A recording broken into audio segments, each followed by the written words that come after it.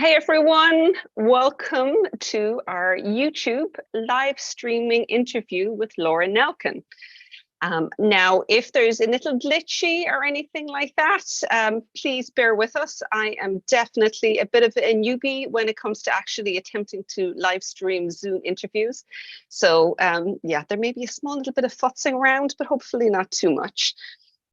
Laura Nelkin is a long time knitting friend, other fellow professional, and just all around wonderful person that I'm absolutely thrilled to pieces to be able to share the birthday with and kind of chat with on the birthday week. This, of course, anyone who's coming in who hasn't been following along, Stolen Stitches, which kind of started with me registering as Stolen Stitches as a business, is now 15 years old. And it felt like too big a milestone to pass. And in this interview, I want to introduce you to Laura Nelkin. If you haven't come across her before, there may be some of Laura Nelkin's fans or followers on here already who have seen, who know exactly who she is. Anyone who she is new to, I would like to tell you about. So Laura Nelkin is a fellow knitwear designer, pattern writer based in the US. She travels extensively, which is how over recent years I've actually come into a lot of contact with her because she's had tours that she's come to Ireland with. But Ireland isn't the only spot that she's actually taken tours to. There's quite a few other, I was going to say European countries, but she may kind of correct me on that. She also has a couple of other clubs. She's got the N Club and Lola's Choice Club, and her website is nelkindesigns.com. So I would like to welcome Laura in. I'm going to see she's going to unfreeze herself there, and we'll say hello to us all. Hello, how are you? Not too bad now. I'm going to unpin myself so that we can both be seen here. Remove the pin so that you're right next to me. Hey, we're one on top of each other now. Excellent. Hello, how are you? I'm not too bad. Thank you so much for joining me today. It's really nice to have you as part of this celebration. Oh, thank you. Happy birthday, first off. It's particularly funny because I don't celebrate personal birthdays, so it felt and are not with big flashy anything. So it's kind of interesting having something where we got to do it like this. I'm watching all the faces pop up. We've got Salt Lake City, Newfoundland, Canada, Ontario, Canada, Ohio. We've got a lot of places from around the world. We're well covered. I love that. Just one thing I actually didn't mention in my introduction is the fact that you're from upstate New York. And that actually does, I think, inspire quite a bit of your designs, if I'm correct. Yes? It does. Yeah, I'm from the Finger Lakes region of upstate New York. And I know one day we're going to get you up here, Carol. We're going to continue to work on that. I know. And I'm surrounded by waterfalls. There's a little slogan, Ithaca is gorgeous, because there's just gorgeous everywhere. And whenever people come to visit, there's like a waterfall a day. Typically we'll have a hike a day to one waterfall or another. And in the last few years along the Finger Lakes, there's been just like wineries and breweries popping up. So we joke that you can't really throw a stone without hitting a winery or a brewery. And we never go to them unless we have guests. So it's fun to have people visit us, right? Otherwise, that's not what we're doing on a day-to-day basis. But a good excuse, yeah. It's a bit like anyone who lives near a beach. They never go to the beach unless there's people in town, and then like, oh yeah, remember there's these interesting things. So it makes it extra special. It's especially when I look at your winter ones where all of the waterfalls are frozen. They're just look incredible, and it's it's pretty special, and it's fun to kind of see all the many faces of the same waterfall dependent upon the season, or like sometimes it looks like you're in like prehistoric times. Other times it's like there's barely a trickle of water. When the water freezes, it's absolutely amazing. So. And that's actually another unexpected thing that we didn't realize that we had in common until again the last couple of years is we both love hiking and taking very long walks. We do. My favorite way to socialize. I assumed everyone liked walking until like there's been a few people My husband included. It's not really, he'll walk when he's out walking, he enjoys it. But beforehand, I'm like, oh, I'm really looking forward to going for a walk this evening. And I'm like, come on out. And he's like, oh, I don't know. And then he's moving and loves it. Yeah. Yeah. But like getting him going. Totally. Exactly. Yeah. He's probably watching this now and is cringing. So sorry, Joe. No, Laura, I was trying to remember exactly when we met. I know it was TNNA. Do you remember when or what? I don't. I mean, I know it was like one of those first TNNAs in Columbus. Do you think it was when I was still working for Schaefer Yarn? Like, do you remember meeting me in a booth? I don't think so. I think it was when you had your own stand and you were doing knitted jewelry kits. Right. That would have been like 2010 or 11, maybe 2000, maybe a little later, maybe 2014. No, it was earlier. And the reason I know it was earlier is it was 2011 or 12 when I did my first Craftsy class, and you guided me through a lot of that process, because I had never really taught on camera. I didn't know what to do. And I was really, felt very, very unprepared, and you were a huge help. Glad I could help. I really have always had this philosophy that we're all in this together. So all the support that we can give each other only kind of like lifts up the whole industry and lifts us up as designers. So that's kind of always been my ethos. And I'm glad to have, stuck true to it, if you will. Yeah. Yeah. And it's one of the, I think, the resounding memories I have. And I wonder if it was one of those kind of pre-Craftsy things or something that we even met on, because they sometimes did dinners in Columbus. Yeah. Right. Or like one of the Potter craft parties back when they used to have those big parties. Yeah. I have a distinct memory of sitting with you on like the carpet of a hotel bar, right, where the couches were, and like a very, very long, fun knit night, and being like, oh, I see you, right?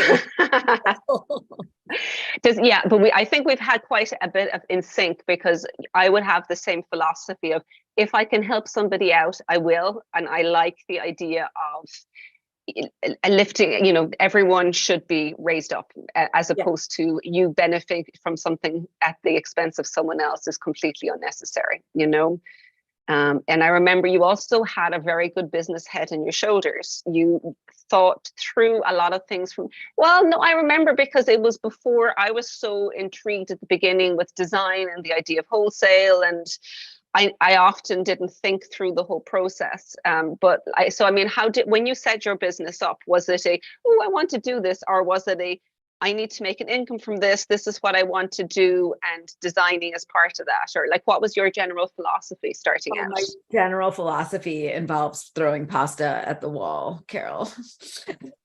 What sticks? Yeah. I'm a pasta thrower. Like, sometimes it's spaghetti, sometimes it's beads, right? And so some things I try stick, and I'm always careful to be like, financially, does that make sense? Can I purchase that thing wholesale? What happens when I'm going to like keystone it, right? Does that make sense down the line? Is that a price that somebody's going to pay? Is it worth my labor? I think about all those things, but really it's that I'm so excited about something, and I feel like if I'm that excited about it, somebody else is going to be that excited. And that is the impetus right there. So I do always, now that I have things dialed down with all of the different things I do have a bit more of a formula, but I'm never so deliberate that I'm like going back to a spreadsheet first. I'm more like going back to the spreadsheet 2 weeks later to be like, okay, that's an awesome idea, but like, am I going to totally lose my shirt?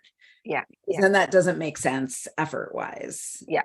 So it's a little bit older and wiser, as in, I suppose kind of tied with that, I kind of feel that time feels much more precious now, and I can't afford to spend a lot of time on something and can't see an ability for that to be viable, Right.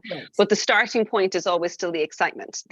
I'm really excited to do this, and I think this will be amazing.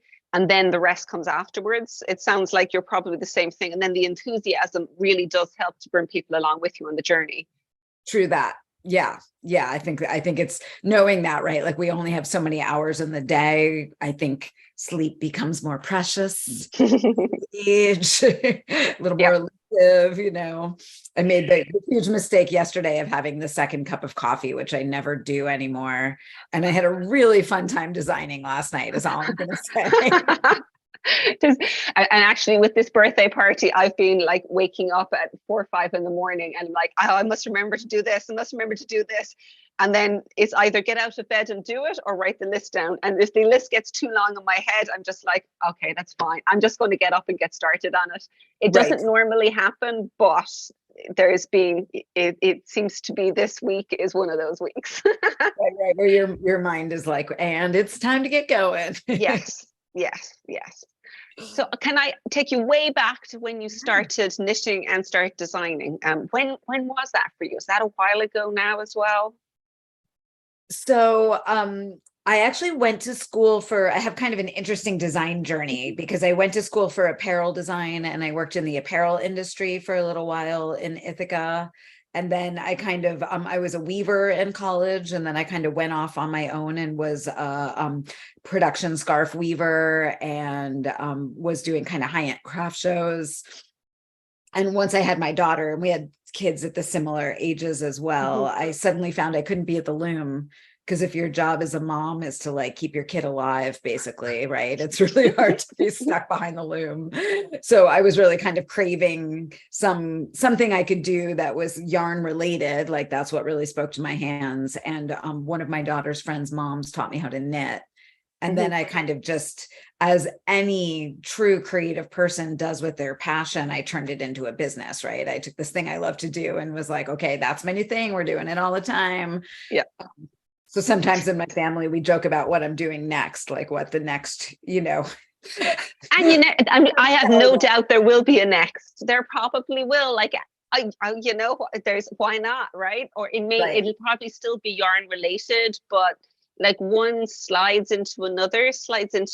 I kind of find like they're all kind of the same thing, but there's definitely a sideways sliding as your interests and your time changes. Yeah. I mean, like for me with the business, that's how my business ended up growing, is that like the kids, when they were small, and I started knitting when Lucas, who's the baby, was born, was when I picked up knitting again.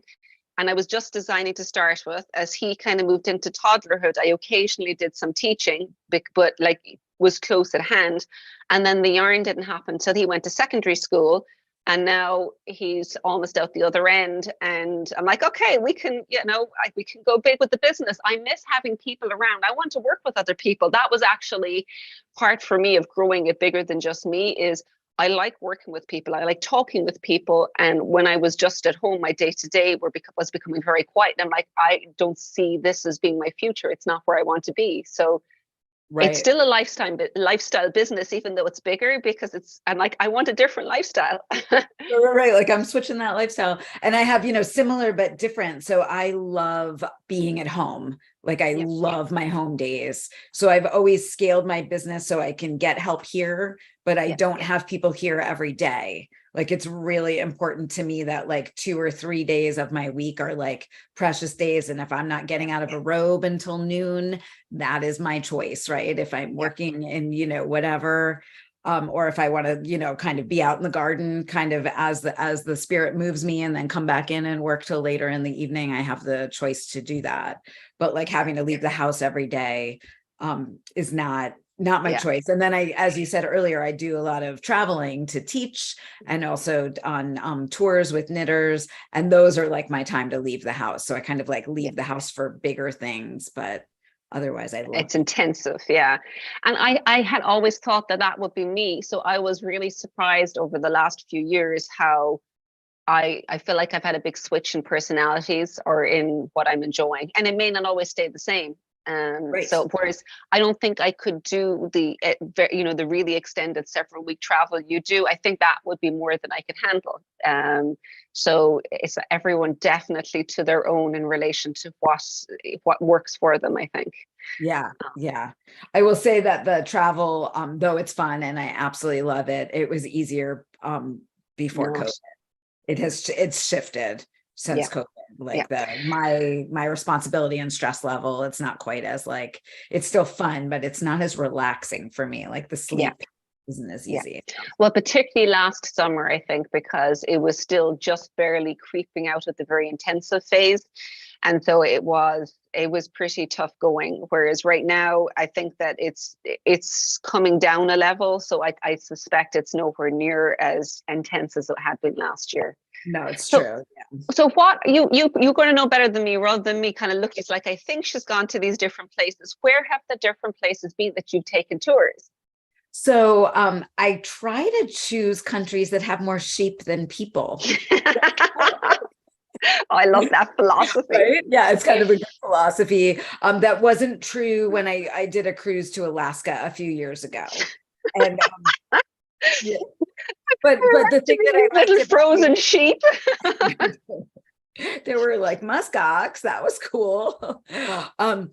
But that was like something where you really could only see the things that we were going to see on that Alaska cruise from the boat. So it made it like really unique, I think, to be on a boat for that Alaska cruise. And there was tons of time to knit and be together on the Alaska cruise. So I've taken tours to Scotland and Ireland and Iceland. I am very intrigued by Portugal. And in fact, we were supposed to go to Portugal in a few weeks, which you and I had talked about, but we shifted that. And we're going to Idaho, which also has a lot of sheep. Well, fair enough. And I've done the opposite, is that I had not been planning on going anywhere and keeping quite local and going on holidays at the end of the summer. In a couple of weeks' time, I'm heading to Costa Rica. Oh, excellent. Have you been there before? Yeah, my sister-in-law lives there, so I've been there twice before. So we're going to stay with her. So that it's a family trip, even though it's almost halfway around the world. Right, but not quite. Yeah. Well, I'll be in Boise when you're.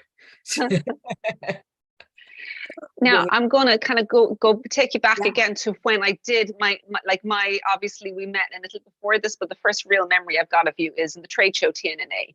And you had the most amazing stand, because you were selling like a lot of what you did at the start and now is beaded jewelry kits. But your stand was actually set up like a jewelry stand, very minimal, with these really nice jewelry stand holders and all of the beaded jewelry done as kits.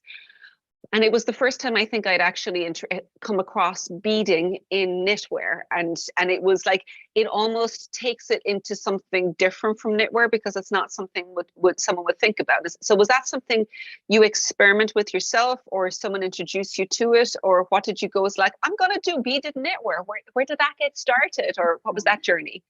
So actually, before I was a weaver, I was a beater. So when I was kind of always a maker, even as like a little girl, I was like a production crafter. It's kind of just, I think, in my blood. And when I was a teenager, I was doing a lot of beadwork with like very small beads, like size 15 beads and size 11 beads. And when I was working at Schaefer Yarn, we had this absolutely gorgeous lace weight silk yarn. And I had like all these little bits and bobs of it. And I was like, what can I do with these? Oh, maybe I can make a cuff. And I'd never really knit with beads before, but I started designing these little lace cuffs that had beads on them. And I quickly found that people did not know how to buy beads, that they were kind of like, oh, I need a clasp and I need this little bit of yarn, but it doesn't make sense to buy a $70 skein of yarn for 20 yards. And then I have to find the clasp, the beads, all the pieces, the tools.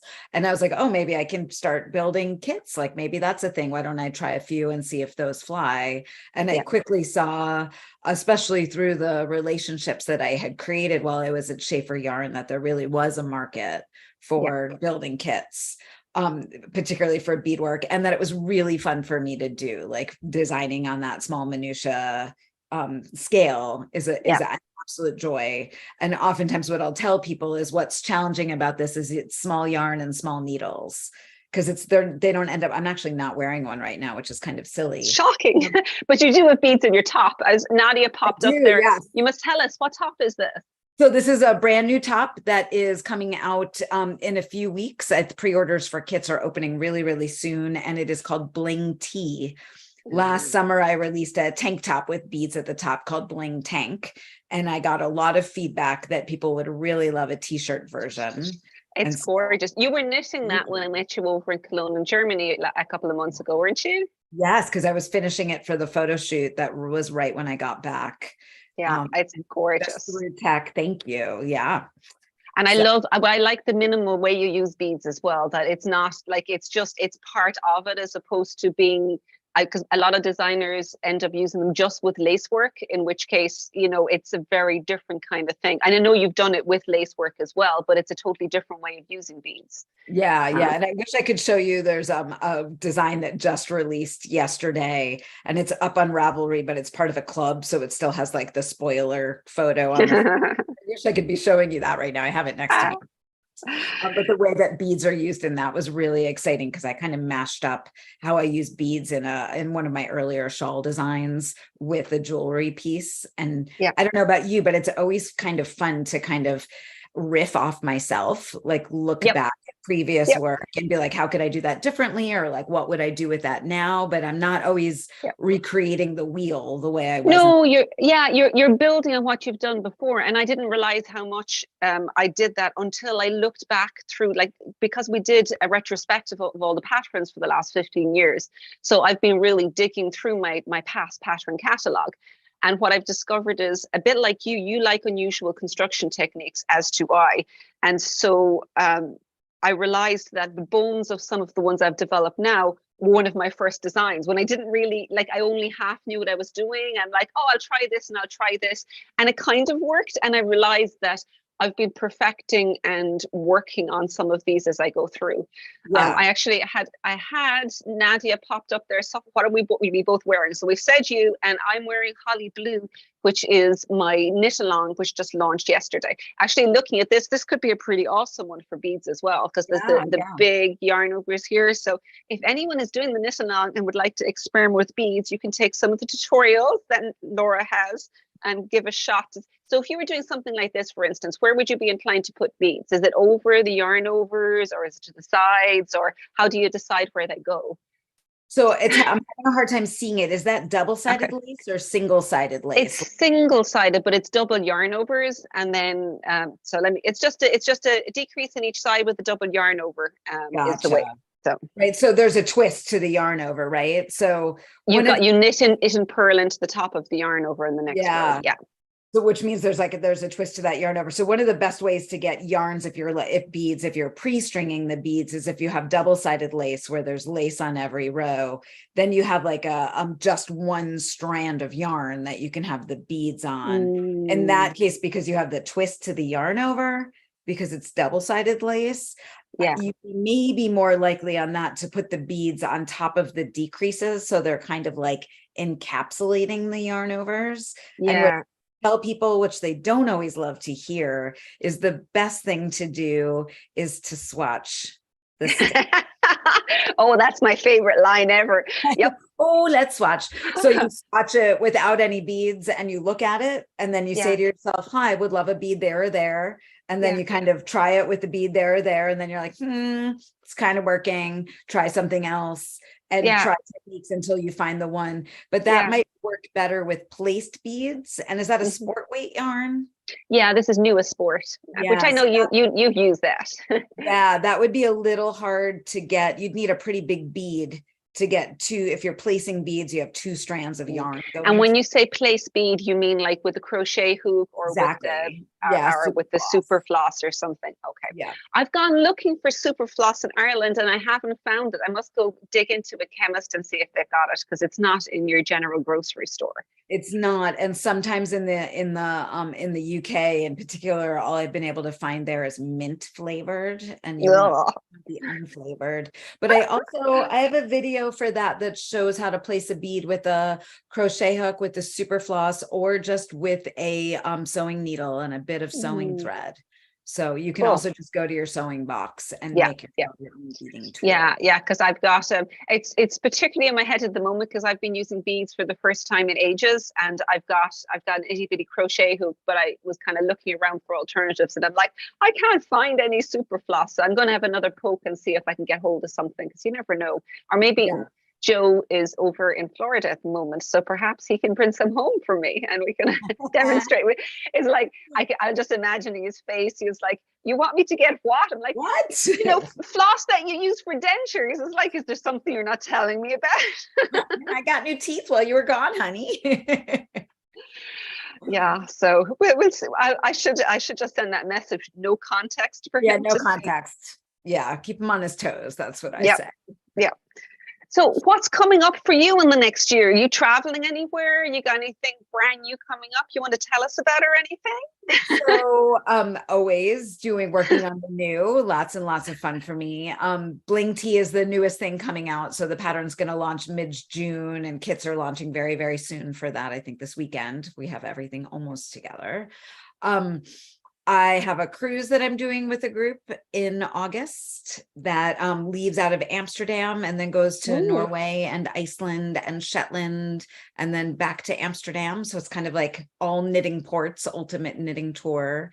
Yeah. And then I am hoping to have a cruise next spring that starts out of Buenos Aires and goes to Uruguay and then around the tip of South America and back up.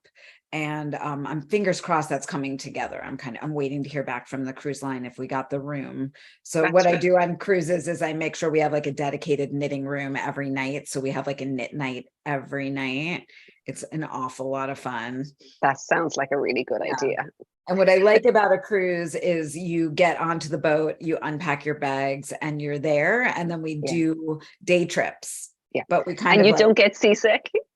don't, especially on a big cruise ship.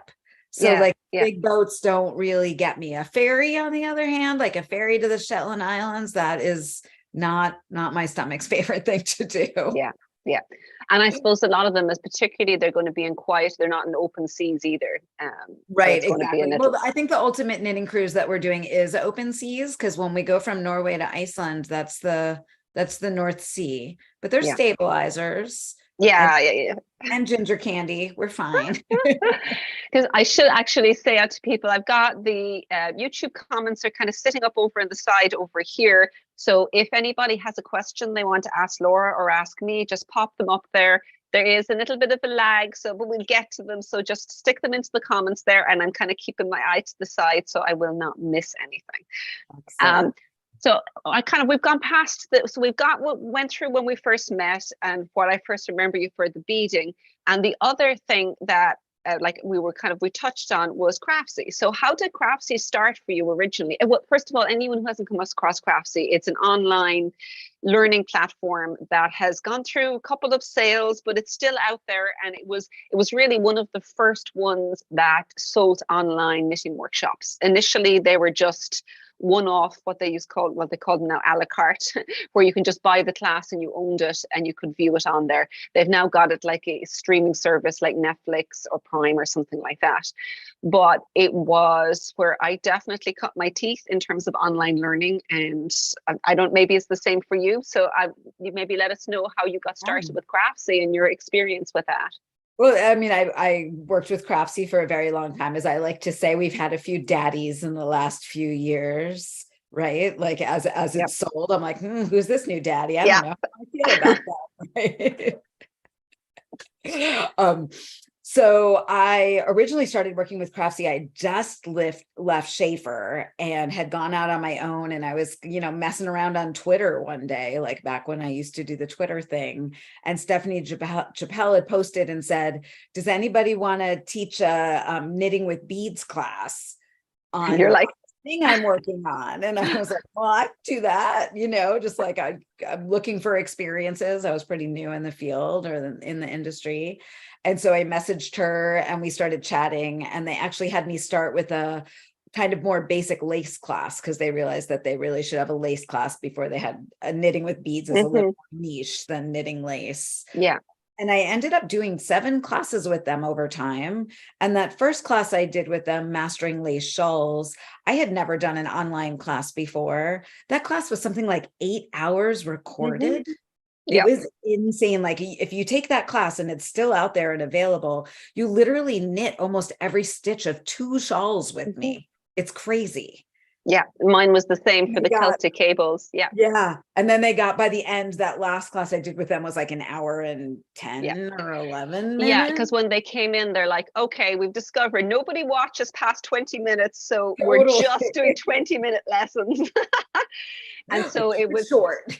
And whereas first time round, it was the entire thing. And when it was Stephanie also came to me, I met her at TNA and we were sitting chatting in the same floor was it the Hyatt, the hotel lobby.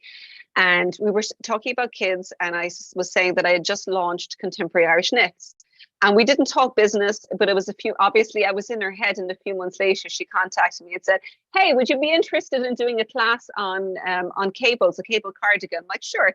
And she's like, let's go all out. We want to do basically an over the top cable cardigan, like all the cables. I'm like, you sure? And she's like, yeah. Put them in there. Yeah. And so it was intense. It was a very, very intense class with a lot of moving parts, a lot of stuff to teach. And I still never forget, there was one particular part of the class where we're doing buttonholes. And I know what it was. We were talking about the size of the holes on the buttonhole. And I said, and make sure that the needle you're working with will fit through the button.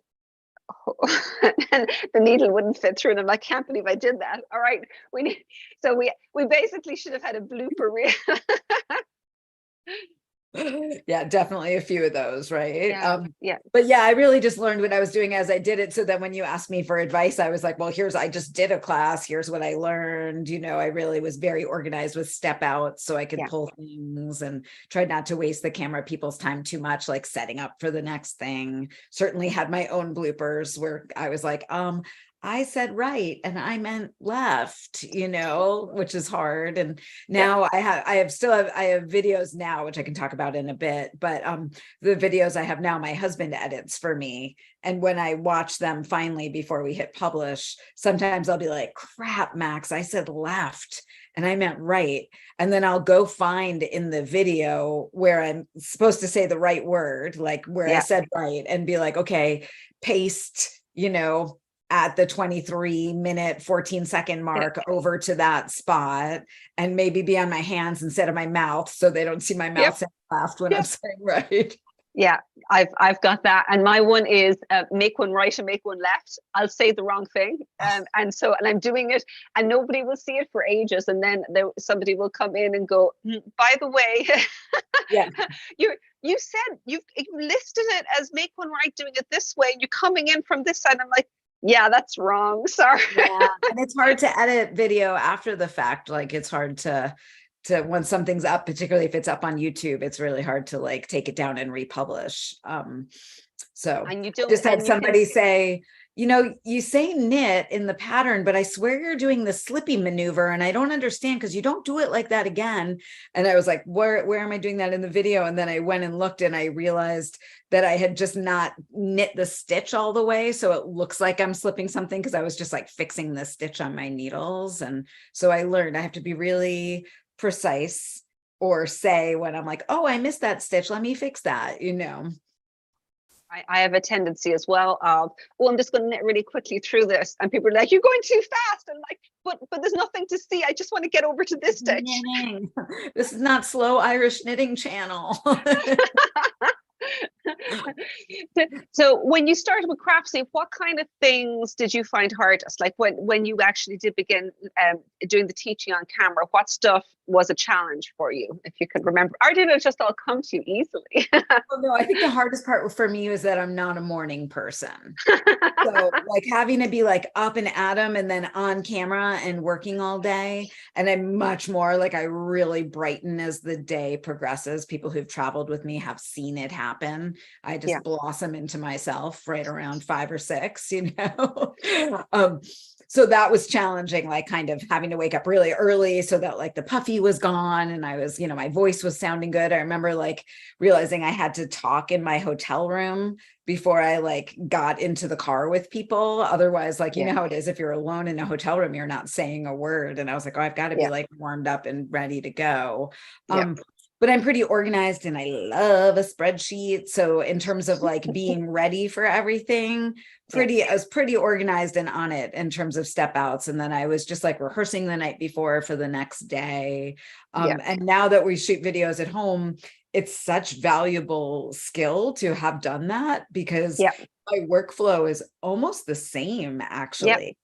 I Yeah. have the spreadsheets, I have the step outs. I tell Max when to stop filming, Mhm. or like when he can edit something out when I'm going on to the next point. But I Yeah. feel really lucky to have had that. Yeah, and because I've been talking with you over the last few months, and I know we do our videos now quite differently because I do mine closest to what you would have done, kind of like with the lace one, is then I tend to go through every step. So as I'm designing, I record. I've just got a camera even behind here set up, and I come in, I record each stage. As I'm going through, rather than a full, because it's just me. So I'll have somebody edit them, but I'm just sitting here and most of the time recording the hands, and then anything front on, I will do all together at the end. But for the actual, my hands, this is what I'm doing, this is the next stage, I do those as I'm going through, and that flow seems to work better for me. And I've got a running list in my head or up on a flip chart of I've got this part, this part, this part, and then like circling any holes that are missing. But yeah, I know we were talking, you said you just like you pull in videos that you've done before that would relate to it, and then it's new stuff then you'll pull in that you've got new videos for. Is that right? It's right. Yeah. So we're kind of building up a library of basic techniques that get used often. And I'll like quickly show that in a video, but we prep for a whole video and we have a forward facing camera and an overhead camera. Mm-hmm. So I'll show things under the camera and then talk to the camera, and my husband edits between the two. And then if there's a video like how to place a bead, I'll be like, here, I'm putting a bead on this stitch. If you haven't done this before, go watch this other video. But I feel like it makes the videos less boring for people who are familiar with my work and have seen me do that thing. But then the assets are also there for somebody where it's brand new for them. And that's always a balance, right? Making sure that the newer knitters, that everything is there for them and they're completely supported. And then also making sure that the people who are experienced knitters and have been around for a while aren't bored out of their minds. Yeah. There's the balance right there. There's absolutely always a balance. Yeah. And so do you do it for every one of your patterns, like a full, or is it just for your clubs, or when do you use your videos? Great question. So all of my patterns will have links to like specific tutorials, right? If I'm using a bind off or a cast on, and that's why we make all of the little ones. But then most club patterns have kind of a more in-depth video with them. Not all of them. One of my clubs, the N Club, does get like extensive videos for each project, and they're exclusive to the pattern. They're never going to be released publicly. And then Lola's Choice, which is my smaller knitted kit club, if the pattern needs an extra video, it'll get included in the pattern. And then the pattern price ends up being a bit higher because it has this really valuable asset in it. And I think it's fair to other designers to not start making like a $6 pattern also include a 40-minute video. Like that's not sustainable. Yeah. And it's like the variant I've ended up doing is I have my patterns, which will have just again like that. The tutorials will have the links to each of the individual, a short 2-3 minute video in each of them.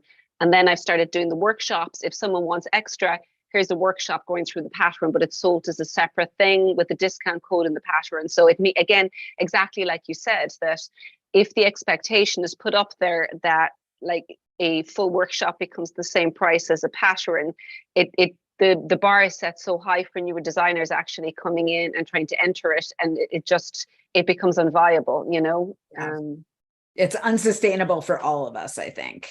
Yeah, with the kind of time that does go into it, because it's easy to underestimate how much time videos end up taking, because it's not just our time. It's obviously your husband's time who sits and edits them, or putting them up, and just there's a lot of maintenance with video.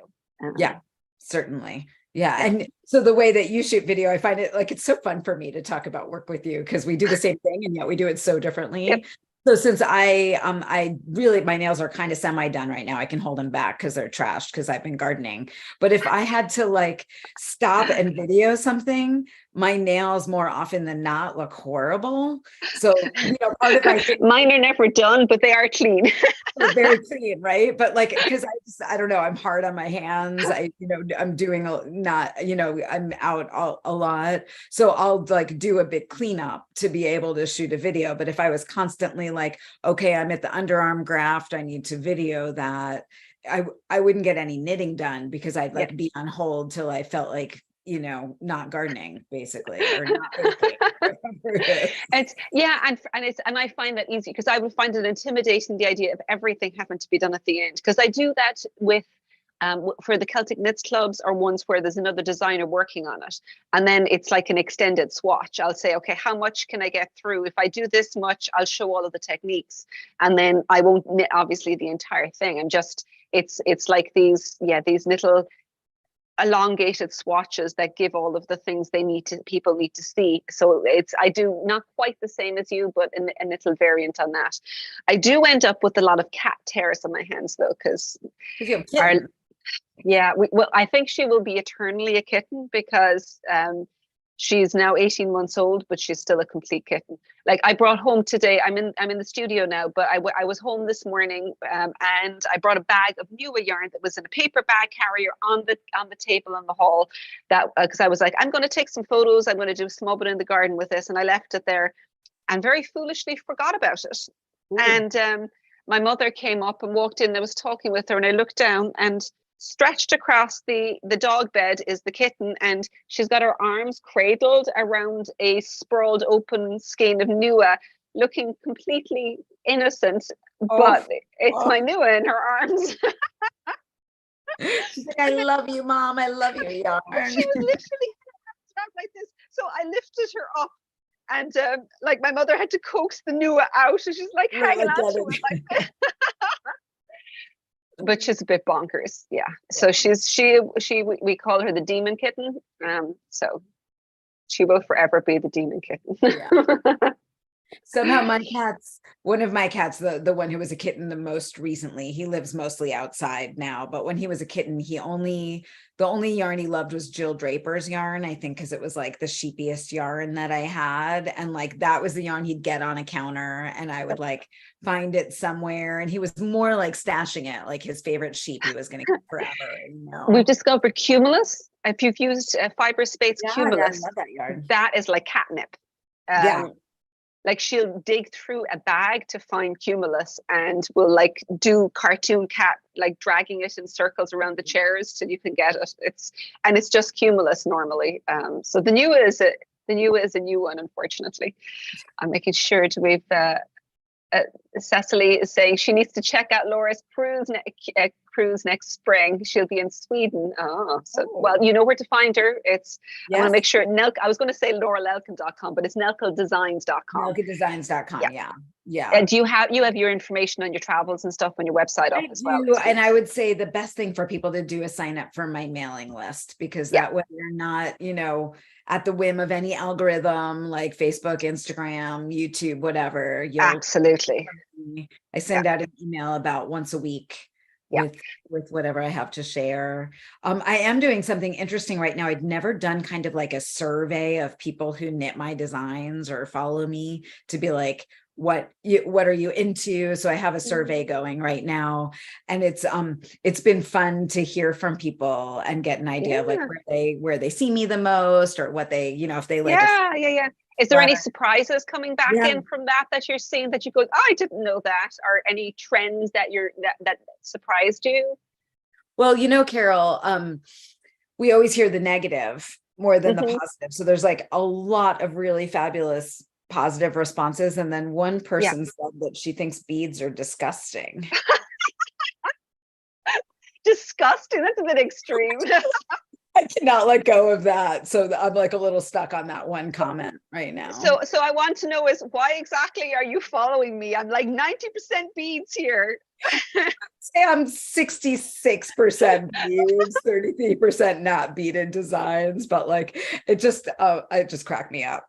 Oh, that is, but we're pre-programmed to remember the negative. It's awful. I don't know why, but I remember reading something recently that we are basically, it's like we will hold on to the negative a lot. You could have 50 positive and that one negative. Just amazing, helpful. Like, I definitely heard that people want shrugs, or like the scarves that have sleeves, like lots of really good feedback. And then beads are disgusting is like become my mantra. And it's every time I'm in the studio, I was like matching beads yesterday. And I was like, you are not disgusting. You're beautiful. This is so exciting.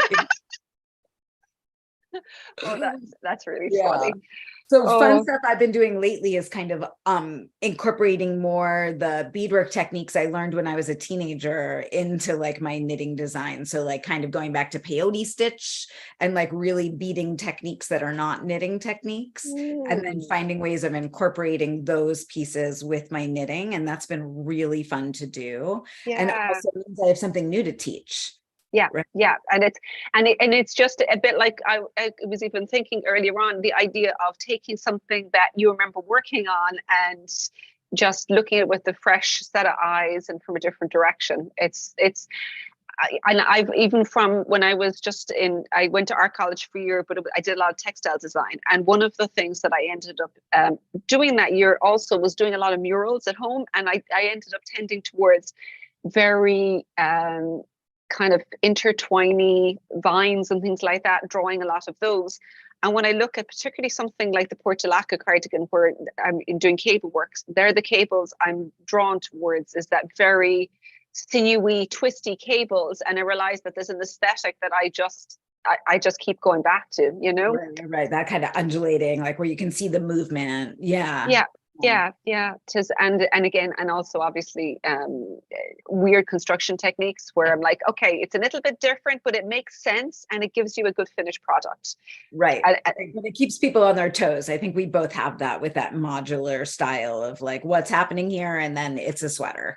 exactly, yeah. So that it's, and I mean, as a designer, you probably the same thing, is that it's much more interesting because you don't know what the end outcome is until you finish it. You're like, you think you might have done a swatch and you're 90% sure it's going to work, but you'll keep knitting faster to reach a point where it's like, oh, look, it totally Oh, worked. yeah. And sometimes it doesn't, and that's okay. Like to me, that's part of the Yeah, process for sure. yeah. Yeah. I think And the so, thing that I find the most challenging, and I'm constantly trying to dial back to, is simplifying. Like bling tea might be one of the simpler patterns I've done, but it's super effective. And I find that knitters are really like also crave that on their needles.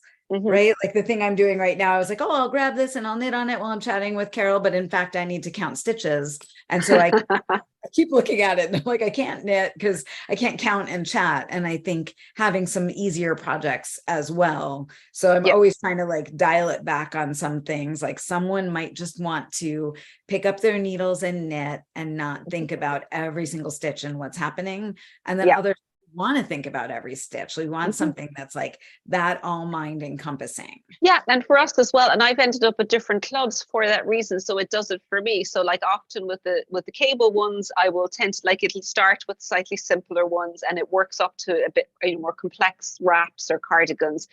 But then for the seasons one, I'll often try to keep it where I'll have a few that there's a few interesting techniques, but it's not you perhaps can, it's a little bit more relaxing with your knitting going through it.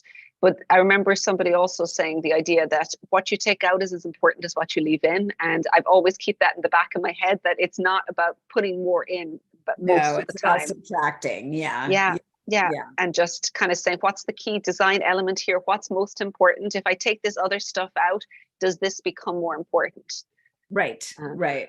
Yeah, to, I really I think that subtraction piece is very important, like yeah. the not letting something get so mucked up that you can't kind of like see that detail. One Yeah. thing I've been doing lately with clubs, particularly with my Lola's Choice Club, is I know there's people who've been there for a while and like really want something new from me. So there ends up being the last few kits, there's been kind of two versions. Yeah. Kind of like here's this level if you want this challenge, and then also here's this like very chillaxing, easy, Mhm. simple, and then they kind of have the choice between the two. Yeah.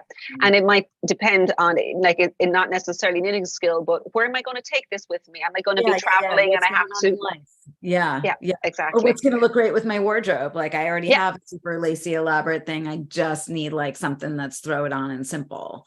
Yeah, You because yeah, know? the first time I remember that was a Ravi cardigan where it was a side to side yoke. It's mostly garter, and then there was a slip stitch lace panel across here. And then I started doing garter down and garter for the edge. And I'm like, oh, I should bring the lace in somewhere else. And I'm like, no, I'm just going to. And I just left that one panel, and I still love the piece, but it's like it's just short rows and just that one panel, and it was just stopping rather than adding made a difference, you know? Well, I think so, sometimes when you look at like toddler clothing, how there's like trim on like every cuff and then around the hem and around the neckline, and it's like adorable, but translating that into like a grown ass 50-year-old woman's Yeah. top, it's too much. I think it's really similar, right? Like sometimes And element is what we need. yeah, I mean, I often, the challenge also is, or I suppose the conflict is between what do we want to knit, what do we want to wear, and that's actually often a problem. Is that like, well, the less is more is definitely going to be in it. That's in my wardrobe, but maybe it won't be as fun to knit. And so trying to figure, and which is where the construction techniques come in, I think, is that you can keep the knitting fairly simple and very wearable, but because it's pieced together a little differently, it gives a bit of interest. So you've also even named the kind of construction types you've done. So I'm going to let you name some of your, haven't you, like the, yeah, go for it. So I did a whole, for a while, I was doing side to side sweaters, and I still do them some, but I've kind of like design wise moved on from that. But I use this panel, like that's the only way I can describe it. And it started with my Nova sweater collection, which are side to side sweaters that are seamless. So they use a panel going up the side seam, sometimes going up the back if it's a cardigan, that joins pieces together, kind of like the heel of a toe-up sock, the way that panel has worked, where you like knit across and you slip one, knit one, pass slip stitch over, you're binding off a stitch from one side, and then you turn your work, go the other way, bind off a stitch from the other side, and you end up with panels going up. Yeah. And I ended up using that technique in shawls, in blankets, in cowls. It's like my way of joining things together. And I think it's kind of become iconic to my designs. Like when you see that, you're like, oh, that must be a Laura Nelkin design. And the sweater that I'm wearing right now, I can kind of stand up because I'm not mic'd up right now.